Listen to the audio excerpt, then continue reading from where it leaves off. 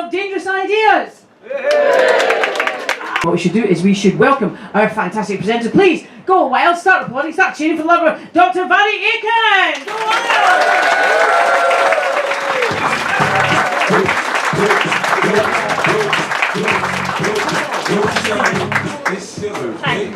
So I'm Mhairi Aitken. I'm a research fellow in the medical school at the University of Edinburgh.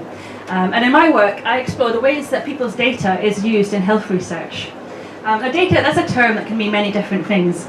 Very often when we think about health research, we think about researchers using genetic data. So that's data that comes physically from people's bodies. So it might be blood, it might be tissue samples, organs, saliva, whatever it might be, from somebody's body. But increasingly, health research is also conducted using data in the form of information. And that could be information from, say, NHS health records, from social care records, education, welfare, a range of public sector data sets that tell us something about the health and well-being of members of the public, or factors that might impact on their health and well-being. But there's also a huge amount of information that's collected in the private sector. So, for example, from online transactions, or from finances, from online banking, or from your Testicle Bank or other loyalty cards such as the Sainsbury's Nectar card, Boots Advantage card. All these sorts of schemes which the private sector use to collect data about customers, about consumers, and to understand consumer preferences. And all this data could also be really, really interesting and really valuable for health researchers to give insights into patterns of consumption patterns and to get a sense of how more or less healthy the public are. So just to kind of illustrate the different forms of data that researchers could use and the ways that they might use it, what we might do with it, I'd like to do a bit of an experiment today. I think there's enough of us in the tent here today that we can treat this audience as kind of a sample of the Scottish population, kind of roughly a cross-section of the Scottish public. And so I want to do a little experiment to show you what we can find out from looking at different types of data and what that tells us about the health and well-being of the Scottish population and patterns of different health conditions within the public. But to do this research, I'm going to need a piece of data from everybody. And you've got a choice. You can either give me your genetic data. So Susan, I have my syringes in the waiting room, and I can get Susan to come around and take a blood sample from each of you. And from that we can do a bit of genetic profiling, and we can look at kind of health conditions, or likely health conditions, to get a sense of the health of the audience today. The other option is I have a Tesco Clubcard scanner machine, and it takes other supermarket loyalty cards as well, it doesn't have to be Tesco. And so if you'd like to give me a swipe of your Testicle Clubcard, your Sainsbury's Nectar card, Boots Advantage card, and I could take the data from there. So there are two different approaches to the research, and really it's up to you how we do this. So I'm going to take a show of hands. Who would rather that Susan comes to you with a syringe and takes your blood sample? Who'd prefer me to take that approach? Okay, so there's a few of you. No, we could do that. Yeah, totally. Okay. But who would prefer me to use my Clubcard reader and look at the information from your loyalty card instead? Okay, so generally people feel more comfortable with sort of information and data rather than physically from your body. So that's interesting. But if you want to have a go, maybe we can try it later. Okay, so we'll go with the Clubcard route. And to say, if you had been up for the tissue sample approach, and what I could have told you, I could have told you certain things about the physical characteristics of our audience today. So I would have known your hair colour, or your natural hair colour. I would know the colour of your eyes. I'd be able to tell you some of people's ancestry, about ethnicity. And I could say some things about health conditions that each of you have, and also likely health conditions that you might develop. So whether people are more or less likely to develop hereditary conditions, or certain conditions like Alzheimer's, Parkinson's, and some types of cancer. So that would have been really interesting. It would have been nice to have a sense of kind of the health of this audience, or likely future health of the audience. But we'll do the Clubcard route. Can I ask you to volunteer first, if you have a Clubcard about your person? I do happen to have a Perfect. Clubcard about my person. We didn't plan this at all. Okay. So this is Susan's Clubcard. It's my Clubcard. It's got lots of points on it. I'm very excited. I'll just plug it into my Clubcard reader and turn it on, log in, and I will see what sort of data comes up. Okay, so yeah. The last transaction on this card was at 12 o'clock today, so I guess that's your lunch. And you got a Scotch pie, a can of Coke, and a packet of crisps. So not the healthiest of choices, Susan. No, but it was really good. Okay, I'm going to scroll back through. Okay, so I can see over the last week you've been going to Tesco most evenings. After 9 o'clock. Yeah, and you've got, so last night you had a chicken chow mein, the night before chicken korma, and a couple of frozen pizzas at the start of the week. Yeah, that was for breakfast. So I can see you're not doing a lot of cooking, and there's not a lot of fruit and veg showing up on here. No, I don't cook. It's considered dangerous. Okay, I can also see you're a member of the Testicle Bank Club. You ordered a case of wine at the start of the week, but obviously you couldn't wait because you then bought 2 bottles of wine the next day. Which you don't do. Okay, and a case of beer, some cider, a party perhaps. No. And this gin. Yeah, the gin, I wasn't mentioning that one, but okay. 2 bottles of gin. Yeah. Everybody has an emergency bottle of gin. Okay, fair enough. Okay, and this morning you bought some Alka-Seltz at 10 o'clock, so I'm guessing it's having some effects. Okay, I've noticed that you have a Tesco bank account and a Tesco credit card. Would you like me to open those ones up for you, Susan? No, I think they're pointless. There's nothing in them. Okay, well, we'll leave it there then. Right. Okay, but just to give you a sense of kind of what that data tells us, I think it starts to paint a picture of who Susan is and the life that she leads. So we have a sense of how more or less healthy, and in this case I would say less healthy, Susan is. You're right. Oh God, I'm going to sit down. Do you need me anymore? No, that's okay. Yeah, so all this information, it builds up to paint a picture of the people that we are and the lives that we lead. So all the genetic information told me something about kind of physical characteristics and physical health or likely health of individuals. The data tells me much more about the choices that people are making and about the lifestyles that they're leading. And supermarkets and commercial companies use this information for marketing purposes. So it's used to build profiles of consumers, to target marketing, and to develop new products in response to what consumers seem to be purchasing. It's also sold for marketing purposes, and it's a commodity, it's an asset for private companies. But it could also be incredibly valuable for researchers, and particularly health researchers. So the information that's in your Tesco Clubcard, it could be really interesting for getting a sense of how more or less healthy different groups of the population are, and to understand more about consumption habits and patterns and lifestyles and patterns of spending. So if researchers had access to the data of the 16 million club cards within the UK, that could be really useful for getting a sense of whether different areas of the country are perhaps more or less healthy. Are there particular areas in the country which have less healthy consumption patterns, perhaps higher alcohol consumption or higher tobacco consumption? And that could be really useful for developing healthy living campaigns or targeting interventions in areas where they'd be most relevant. If we could also link that information up with information from the NHS or from the public sector, there's a whole other set of insights that we could get. So for example, if we were linking up information from individuals' NHS records with their Tesco Clubcard data, but on a mass scale, this is aggregate information, anonymous information, we could start to look at the effects of consumption and spending and consumption habits on health outcomes or on social outcomes and welfare outcomes. And that could be really interesting for understanding how consumption affects health outcomes. It might also reveal unexpected effects of certain products. So we can imagine that perhaps if we found that in households where a certain cleaning product or a certain air freshener was being bought, that there were similar skin conditions or respiratory conditions emerging. This could be really important for enabling those insights, for highlighting the need for more research, but also potentially for showing the need for urgent responses to address those unexpected effects. So there's real potential value in using this data much more for health research. But currently this doesn't really happen. The data from the private sector is not routinely linked with data from the public sector. But data linkage for research does happen. Health researchers routinely link or have access to linked data from within the NHS, so that might be linking up data from GPs with data from hospital clinics or specialist clinics to look at the connections between different areas of health and to look at impacts or causes and effects across different areas of health. And also to help the planning of health services and improving health services. There's also linkage which links up health data with non-health public sector data. So for example, linking health data with social care data or education data or housing data to look at connections between different areas and to look at impacts on different sectors. So for example, previous research has linked up NHS data relating to premature babies at a later date with education data, and found that children who were born prematurely were more likely to have special educational needs when they reached school age.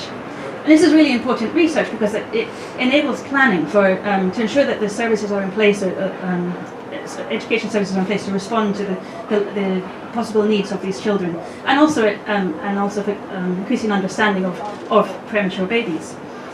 There's also been research done at the University of Edinburgh which has linked NHS data with data from the census, and particularly looking at ethnicity. And it revealed that there were strong links between ethnicity and health outcomes, and particular health inequalities according to different ethnic groups. And this again is really important research because it highlights inequalities within the Scottish population and the need to understand better the causes and effects of that, and also to ensure that there's appropriate or tailored services and interventions in place to meet the needs of different groups within the population. So data linkage does happen. We have the capacity, we have the data, we have the analytical skills to do this.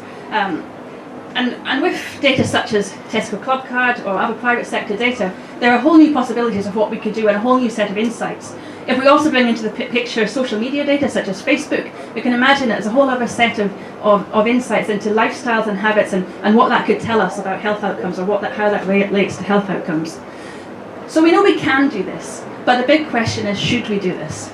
And that's really something that I'd like to discuss with you today. The question of should we do this is not something that can be answered by researchers or experts or people in the NHS or people in government or in universities. It's a question that has to be answered by the public. When researchers get access to NHS data or public sector data, one of the key tests of whether or not it's okay for them to have access to that is whether what they're proposing to do is in the public interest. But of course there are very different ideas of what it means for something to be in the public interest, and different groups will always have different understandings of what the public interest is or how the public might benefit from research. And these are really the key issues that we're grappling with. So what counts as public interest and who decides that? So who controls this data and who makes decisions around what is and is not okay? So I think that's kind of where I'd like to open up for discussion, and I'd really be interested to hear your views and your thoughts, and also to answer any questions that you might have.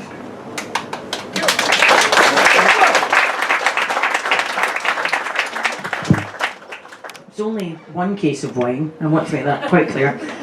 Can I just kick off by asking you one question then? So how far down can you break down this data? You just broke it down right down to me. So if my data was being uploaded to some giant monster computer thing, and I went and see my GP, and the first thing the GP says, "Hello, hippo arse." That's what my GP calls me. It's really sweet. And you've drunken all this stuff. I've just seen it on your card. You're not getting any treatment from me. Is that acceptable? Can you break it down to the individual? Well, I think a big thing that would prevent that from being possible is that the Testicle Club data is at the household level. So while I look at that, look at your club card, and I make certain assumptions about who you are and what you do, actually what it's telling me is it's what you buy, not necessarily what you eat or what you drink, and it's also telling me that for your household these things are bought, so not necessarily you. So that could be your line of defence. I bought the champagne to bathe in it.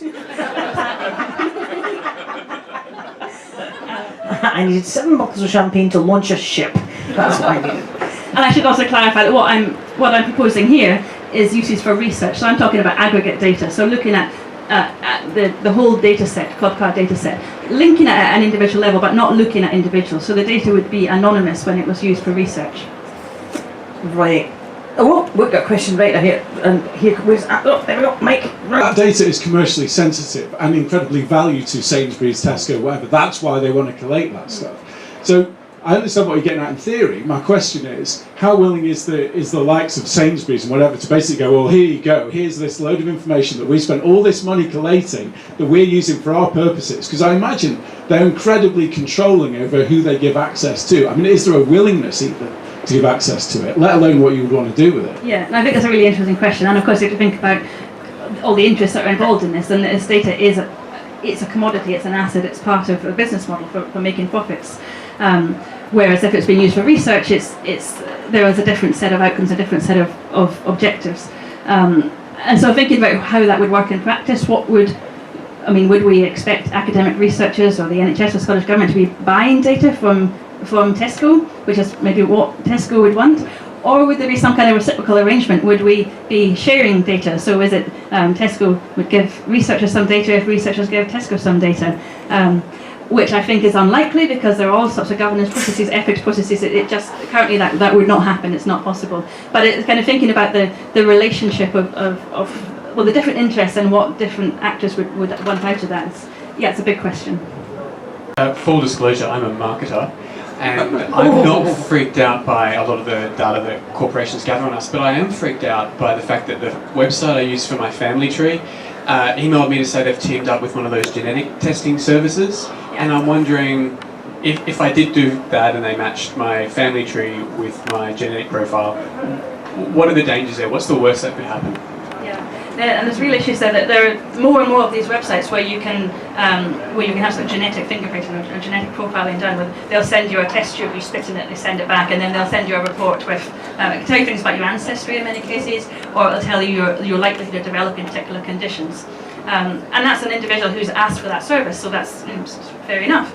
But because this is genetics and it relates to ancestry, it also, by having that information, it also reveals information about other members of that family who haven't necessarily consented or don't necessarily want to be involved in that process.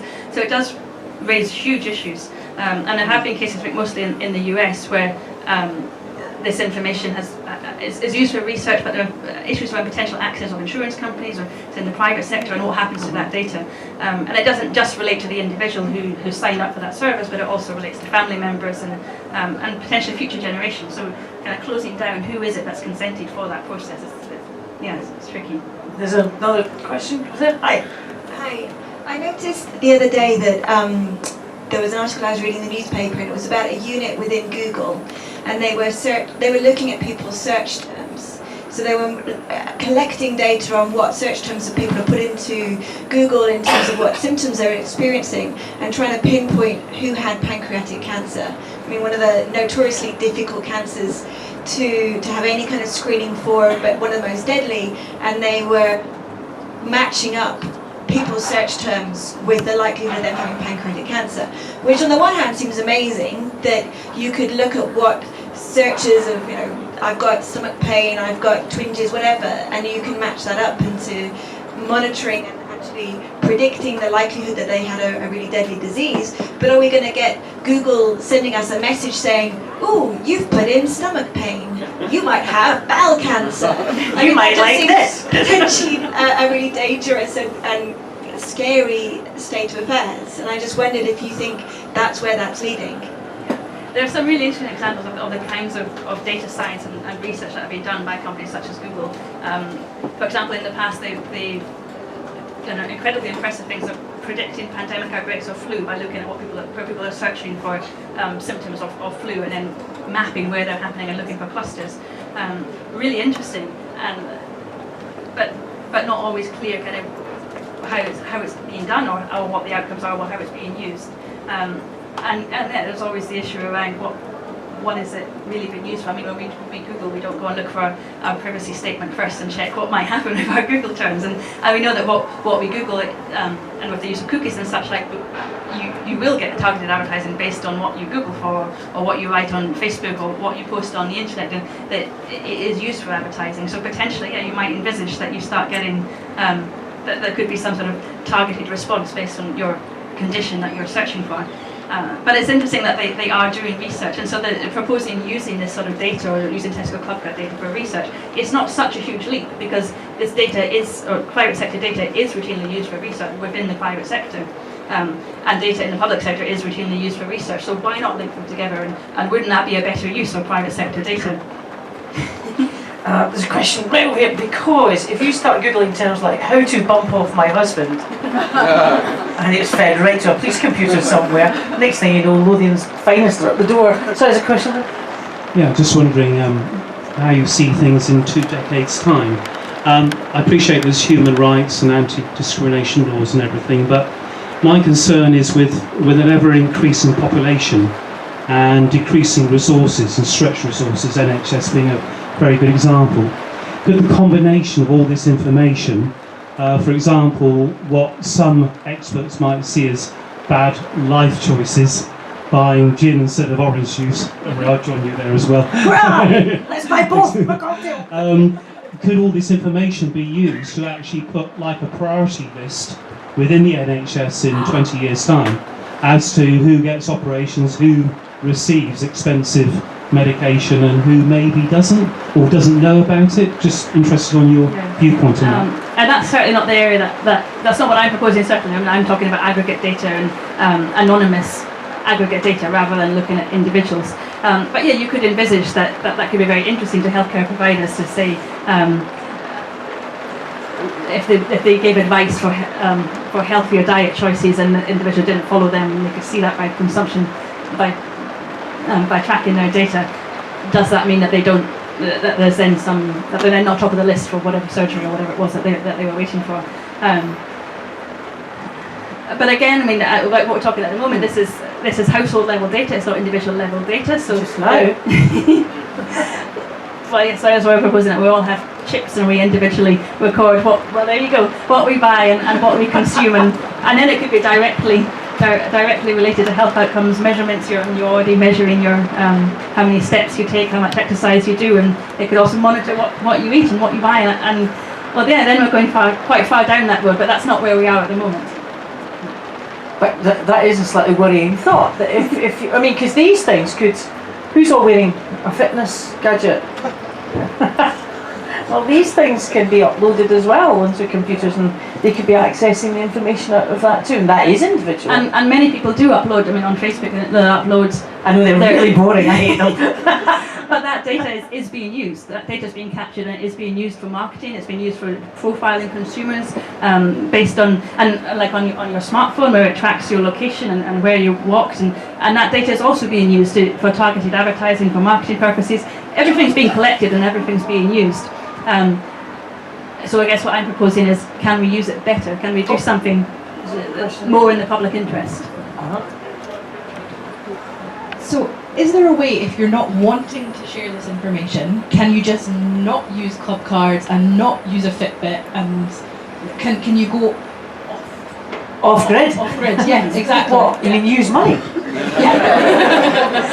Well, I mean, yeah, you don't need to use your Fitbit, you don't need to post on social media, you don't need to do those things. In terms of supermarket consumption and tracking of consumer habits through supermarkets, you don't need to have a loyalty card, but you can still be tracked if you use a credit card. So some supermarkets will look at, will store credit card numbers, anonymous credit card numbers, and then look at where they're used repeatedly, and then develop profiles. So it's still used for developing profiles of consumers to help them with thinking about new products and thinking about marketing strategies. There was a case a few years back where Waitrose had commissioned some research looking at MasterCard numbers or credit card numbers, and that were used in the Waitrose stores, and then looking at where those cards were used outside of the stores, and using that to think about where Waitrose customers were shopping when they weren't in Waitrose, and the locations of those shops, and help them to think about how to secure those customers at other times, and perhaps where to build new shops. I've also heard examples of how supermarkets can not necessarily track you, but how they can use your data even if you're using cash. So if you pay by cash, you might think, okay, you're safe because there's no data trail, right? But if they give you a coupon at the checkout, you paid by cash and they give you a coupon because you bought something which they then know because you bought your satsumas, you might like some clementines next time. You go back because you really do want clementines, and you take your coupon back, you buy those clementines, so that they know that those two transactions are linked, and they can still build up a profile based on those transactions. Maybe that doesn't matter because they don't have your address, they don't have your name, they're not going to contact you, but then you're not going to get your vouchers like posted to your door. But they're still using the data. They're still using it for profiling, for developing marketing strategies, and for thinking about what works in terms of marketing. And I don't know, is that worrying? You're beginning to describe as police state that's run by Waitrose. Very polite. Or by Marks and Spencer's. This is not just a police state. This is a Marks and Spencer's. So you can take it back. No quibble. I think there's another question at the very back there. Yeah. A yellow cab company in New York released what they thought was anonymised data. However, clever analysts were able to actually identify an individual who happened to frequent strip joints at 3 a.m. on a certain night during the week. So how is it that you're making sure that it is anonymised, considering the amount of information that you're taking in from a NHS point of view? Yeah. We refer to anonymisation, but often what sometimes it's referred to as pseudo-anonymisation, because absolute 100% guarantees of anonymisation are not really possible. Names, dates of birth, identifiers are stripped from the data, and unique codes are given which link up different sets of data. But you can imagine if there are people with very unusual characteristics or in a small area, you might be able to identify them. There are clever tricks around statistical disclosure, which mean that if there are a very small number within a data set, it won't be published or it won't be revealed. But you can't guarantee 100% that nobody can ever be identified from data science or from research using data. So I guess the most important thing then is thinking about the safeguards in place or the insurances in place. I mean, currently research which is done using NHS or public sector data is generally conducted within a safe haven, and these are researchers who have been approved. They've gone through a certified researcher training, so they're trusted researchers, and they conduct the research within a safe haven where they're only accessing limited anonymised data, the data which is deemed really essential for the research that they're doing. Some of these safe havens have CCTV on them, so they're being watched while they're doing the research. They can't take anything out. The results of the research and the transcripts that they take out have to be approved and verified, and one of the things that they'll be looking for there is there a risk of identification of people who are included in that data set. So there's a lot of safeguards in place currently for using NHS or public sector data. Private sector data, I have to admit I know less about the processes of how that's done and the standards and the governance processes. And if we're joining them up, there'll have to be some reconciliation of the different standards and the different approaches, and that probably would be a big obstacle for doing this around. First of all, who gets to decide and who governs it? So would it be the NHS? Would it be the Scottish Government, or would it be Tesco, or would it be somebody else? Who would be in control of this data, and who would safeguard the use of the data? I tend to find that if you've got a private company that wants to protect its data, it's got Loctite security. And then if you've got a government organisation by the lowest possible tender to build its systems, you can basically stroll in and take what you want. So it's very valid. Is anybody else worried about their information just suddenly leaking all over the place like a sieve? It's a valid concern, is it not? Especially knowing my shopping habits. What could you find out? I mean, if you find out there's a whole bunch of people in a village who are all buying women's own, I mean, that's not going to tell you much, is it? Or does it tell you that they're all menopausal women? Well, sometimes it tells you about patterns, so that might tell you something about the demographics of an area, and that's interesting, useful. I think very often it points to areas to look at further, so it shows you some sort of connections. There's the issue around, is it correlation or causation? So are these two things that are related, or is it that one thing really is causing another? So often it might show you an association between, say, people who are buying a certain product and certain health outcomes, and there seems to be a link there, but it's not necessarily for certain there's a link that one's causing the other. So often it might point to more research to understand why this is, and especially if we're looking at social data or social outcomes or welfare, there's the need to really understand kind of what the wider set of influences are, and it's not always so clear cut. So you can get a quantitative measure that there's an association here, but then to really understand in depth why that association has come out, and what are all the factors that are leading to that. So why are you buying just frozen food and microwave meals? What is it that's led you to make those choices? Loneliness. I can't cook. I genuinely can't cook. There's a young man there who's just leapt in to offer me up cook. Oh no, you haven't. You're just asking a question. Okay, I was letting you know. Look at that. They're getting you in a pincer movement now. I was going to offer just to answer your question. What can I, as a marketer, tell based on your buying products? I could tell if you're pregnant. Not me, love. Bought long sale. There's a correlation between buying unscented moisturiser, certain vitamins, and you being a certain degree pregnant. So I know what month to start sending you coupons for nappies and prams. There was a lovely Newtown tut. It's disgraceful, isn't it? She might not even know herself, is what I'm saying. There's a hell of a way to find out if a coupon comes through the door. There was a case in the US a number of years ago where the shop Target was doing precisely this. They were looking at profiles of buying habits and predicting who was probably pregnant. and there was a case of a teenage, or I think maybe it was a teenage girl who was living at home who'd been buying things in Target, and then received to her house received vouchers for pregnancy vitamins or things related to babies and pregnancy. And the father was outraged and complained and said, "This is so inappropriate. How dare you send my daughter this advertising?" Turned out she was pregnant. So yeah, they got it right. That's really, but no, that's not going to happen to me anytime soon. I have to. Oh, they've got a question right down here. Good, come on, Alex, you're young and fit. Come on, come up. Like a gazelle with bandage on its knee. Thanks. I'm just wondering how useful you think the data you could collect from private sector would be, because I think we're making quite a few assumptions that people would only shop at one supermarket if you got that card, or also the things that they use, like hopefully you wouldn't drink a case of wine in a night. But I know, you know. I know that with all the best will in the world, I buy a lot of fruit and veg that sits and then goes in the bin, unfortunately. But on my club card, it's there, and you can go, oh look, this person's buying enough fruit and veg for 5 pieces a day. He must be really healthy. But in actual fact, that's maybe not the case. So I'm wondering how useful. Yeah, no, I think that's absolutely true, and I suppose it's not relying on the data. That's not the entirety of what we would use to understand health and illness. It's one measure and it's one indicator. But an important area is looking at differences between purchases and actual consumption into your body. Like, if you buy the fruit, do you eat it? If you buy the alcohol, do you drink it? Oh yeah. But I am familiar with the concept of decorative apples. But I think we can see this as potentially one new resource in complement to all the other research that is already going on, social research, qualitative research using social data to really understand the people's experiences and their lifestyles and what they actually do, as well as quantitative data from what we already have within the NHS, within social care, within the public sector, and potentially also private sector.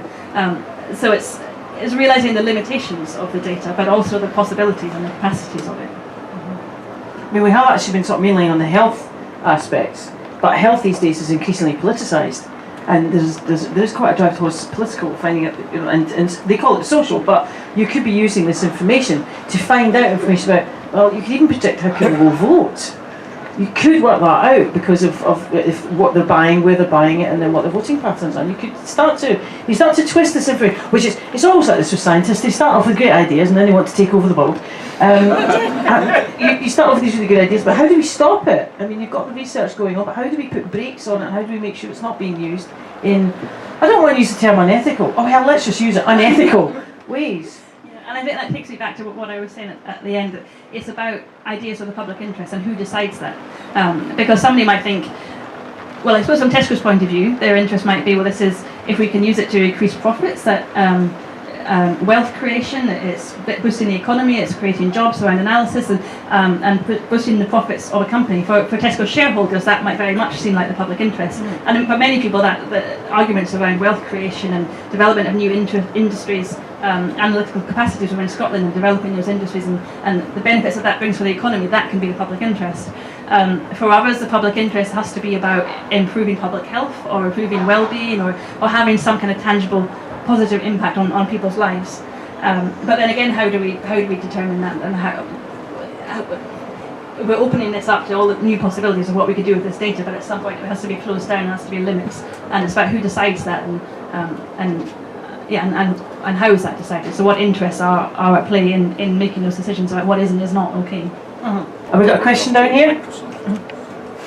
I suppose what I was going to say is that the problem you have is that politicians control both the regulation of how that data is used further down the line, and also the construction of the narrative for what is in the public interest. So for instance, the household level aggregate data might not be able to be used at the individual level, but you can make decisions about how worthy parents are in terms of what they purchase and what they're feeding their children, and then therefore whether or not we should intervene. Yeah. As the state, as the benign state on behalf of the much those expensive kids' state. welfare. Yeah, I think there is concern there, and it's around using this to profile people or to profile groups within society, and that can be used in a positive way to develop interventions or to improve services for example, to address health inequalities or to ensure that groups who are identified as having particular needs have those needs met through service provision. there is the potential dangers around if you're profiling groups. So you're developing policies or you're developing strategies which are kind of for the masses, or which treat everybody as part of, as fitting that profile, and not necessarily as an individual. So are individual needs being met appropriately, or are people being kind of lumped into groups? And where people are being lumped into groups, then there's the danger of stigmatization, or if you're associated with a group which tends to have a particular health outcome, and people presume you then have that particular health outcome. So that there are concerns around what is the kind of long-term effect, or what is the impact of research, and not necessarily the research process, but how the research is used. And we all know have examples of where statistics have been misused or misquoted to suit different purposes or political interests. So yeah, that's a real danger. And I suppose the ethics processes will control how the research is conducted, how the data is processed, how the data is managed, and ensure, for example, that people won't be identified through the research process. But the kind of the wider issue of then what happens with that research and the research outcomes, that's kind of a bigger issue. And I suppose there's less control over that, because people can take a piece of research and use it to make their case for their argument, what they want to make. That's harder to control. I think another question to that. Your big question initially was, who decides the public interest? Well, inevitably, the way life is constructed at the moment, this is a political question. But at the same time, I don't think many of us think that our politicians are actually all that good at it.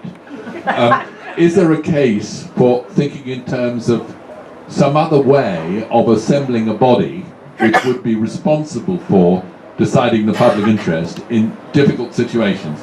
This being one, but you can easily come up with plenty of others. Yeah. Well, currently, where researchers are requesting access to NHS or social care data, or to link NHS and social care data, it has to be approved by, I'm going to try and get this acronym right because I always struggle, too many P's and too many B's, but with the PBPP will approve it. That's the Public Benefit and Privacy Panel.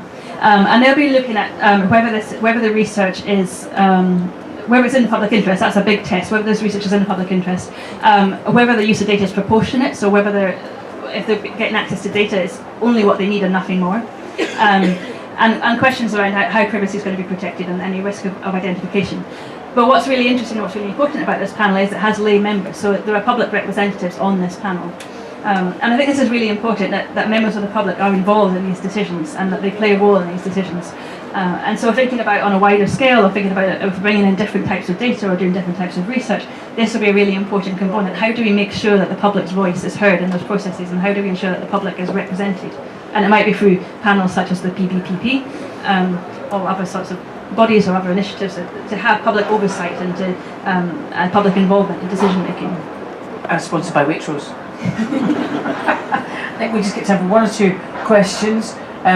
And they would be around how it's used, or what the relationship is to how that data becomes accessible. So, like I said, what would Tesco want in return for access to their data? And should the public sector or should researchers be buying data from Tesco? Is that okay? Is that a good use of public money to buy data from a private company? Or what could they offer in return to Tesco? And I suppose that's a big question. What is the arrangement there, and the different interests at play? What would different actors expect in that kind of agreement? But I think it's very interesting that often in my research, and I work in the area of public engagement, so a lot of what I do is look at how people feel about these issues, and what's acceptable, what's not acceptable, and where there are areas of concern. And often what we find is that there's generally much higher support or trust in the public sector or in university research as compared to the private sector. But at the same time, we find that people are often much more, maybe not happy, but accepting of the way that their data is collected and used in the private sector. It's sort of, people know that it happens, they know that data is being sold, they know that it's being used, and they give it quite willingly. Whereas in the public sector, people are maybe less aware of what happens with their data. They have a higher set of standards, a higher set of expectations, I think, but at the same time there's higher trust. So it's very interesting to think, well, what does that mean, and what does that mean for if you have a lower set of expectations of Tesco, so maybe we can do more. but and a higher set of expectations from the NHS, but also higher trust, so they trust in the processes more, and if people feel more comfortable with the data being used in the public sector or by academics or by government, So does that mean that they'd be happy for Tesco data to be in the public sector? There's kind of interesting issues around those relationships and what people's expectations of the different sectors are and what that means for how that data might be used. Anyway, Tim, we could be here all afternoon talking this question right over here. Come on! Not how you amass all of this information, because I know that for health reasons you could probably find a pattern in other places. But what would you do about it? Because at the moment the NHS doesn't have enough funding. We know already that there isn't enough money to look after people who are suffering from. All of the people who are suffering from mental health disorders and things like that. Surely the first thing you have to do is look after the people who are now suffering, rather than finding another huge amount of people that may have something but you have no money to do anything about it. Yeah. Is that Yeah, and I think there's 2 points there. Firstly, that this can help us to identify the people who are the priorities. So can identify priority areas of groups that are priorities that need urgent responses and develop appropriate interventions. So I would say that increases efficiency, and it increases the efficiency of use of resources to really identify where those resources could be best spent.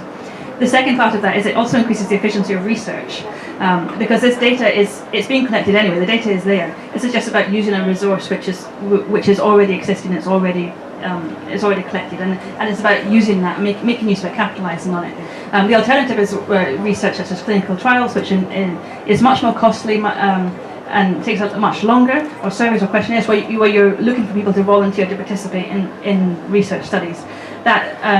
And you're always going to have lower participation rates. You're also going to have the risk of biases around certain groups that are more or less likely to participate or not participate in research processes, and that can really affect research outcomes. So research which is using data which is already collected, that we already have, it's just about making that data work and making it useful and valuable. That's not really talking about more resources, it's actually using resources much more efficiently.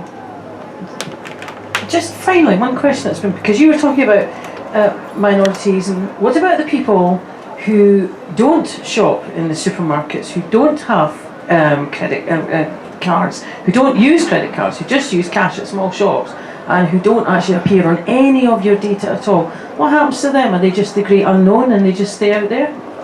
And that could be a real risk if this became a big part of how we understand patterns for health and illness. Then yes, there will be people who fall through the gaps, and we're kind of presuming that most people at some time or another do go to a major supermarket, but some don't, and that's some of us go to Lidl. Lidl's great, actually. I love Lidl. I'm really sorry. We could be here all afternoon, but we've actually run out of time, gone right up against the wall. Can I have a huge round of applause for Mhairi Aitken there? Who would recommend the Cabaret of Dangerous Ideas to a friend? Oh, high five, sister. Ladies and gentlemen, thank you once again for joining us at the Cabaret Dangerous Ideas. We're here at 3 o'clock every day with a different dangerous idea for you to get involved in. Thank you so much for your contributions as well. Big round of applause again for Mhairi! And thank you. I'm afraid we have to throw you out. There's another show coming in after. Thank you again. Thank you. That's why you should read the book.